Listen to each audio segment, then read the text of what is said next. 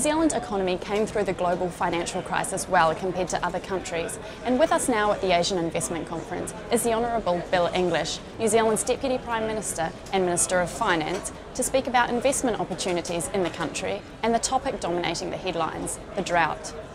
Mr English, how has the New Zealand economy continued to fare so well while other countries have suffered in the wake of the global financial crisis? I think because we have stable banks and because the government's taken a longer term view about how to get through this crisis and focused on basics like lifting our productivity and getting our government books back in order. The New Zealand dollar has gained quite a lot over the last 12 months, which is curbing the value of exports, which make up about 30% of the country's GDP. Does the Reserve Bank of New Zealand need to intervene? Well, it's got the capacity to intervene, but only under quite limited conditions, and it's transparent about what those conditions are. We don't think the dollar will readjust until the US economy shows some really believable signs of life, and there's indication that's the case. In the meantime, we're focusing on our domestic competitiveness because we can't really influence the dollar. And the government has recently announced that the whole of the North Island is now a drought zone, the worst in 30 years. How might this impact the economic outlook in New Zealand for the rest of the year? Well, it could knock somewhere between 20 and 30% off our GDP growth. There'll be some trade-offs. There's loss of production, particularly in our dairy sector, but that restraint on supply means that world prices for milk powder are rising.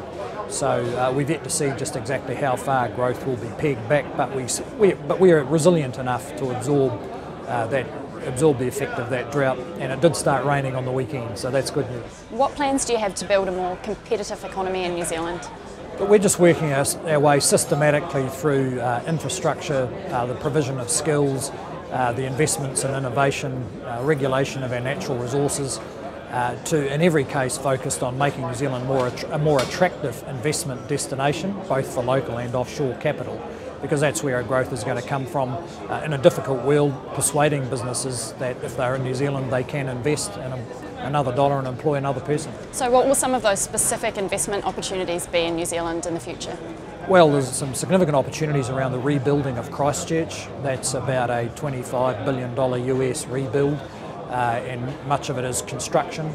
So we've got increasing international interest in investing there, ongoing interest in investing in the Asian food cycle. That's what New Zealand's locked into, Asian consumption, and we've got such a strong brand, particularly around food safety in the Asian region, but we need more capital to take advantage of the big opportunities that are there, as well as a lot of other smaller businesses in New Zealand that need capital and expertise to project themselves into the region. They'll have excellent technology, good management, but they're missing the capital and expertise to grow.